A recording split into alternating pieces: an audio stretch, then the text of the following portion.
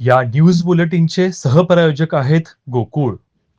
बाळूमामांच्या नावानं चांग भलं, हालसिद्धनाथांच्या नावानं चांग भलं अशा अखंड जयघोषात आणि सुमारे 200 पोती भंडाऱ्याच्या उधळणीत मेतके येथील श्री हालसिद्धनाथ व सद्गुरू बाळूमामा भंडारा उत्सव शनिवार भक्तिमय वातावरणात संपन्न झाला.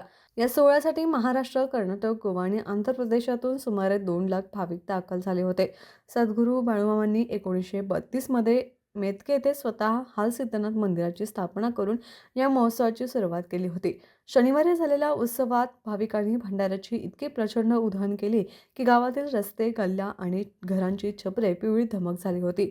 गावाच्या मध्यवर्ती चौकात तर भंडाऱ्याचा जाड थर साचला होता.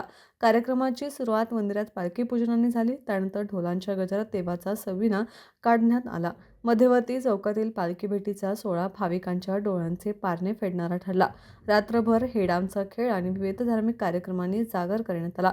या निमित्ताने बाळूमामा, त्यांचे सद्गुरूमुळे महाराज आणि विठ्ठल रखुमाई यांच्या गाभाऱ्याला आकर्षक फुलांची सजावट करण्यात आली होती. उत्सवाचे नियोजन सद्गुरू बाळूमामा चॅरिटेबल ट्रस्ट, उत्सव समिती आणि ग्रामस्थांनी अतिशय नेटके केले होते.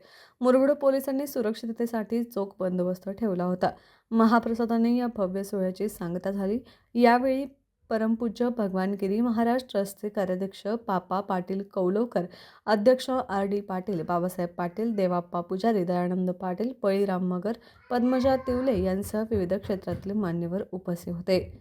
टीव्ही नेक्स्टसाठी मुरगुणहून सर्जेराव भाट.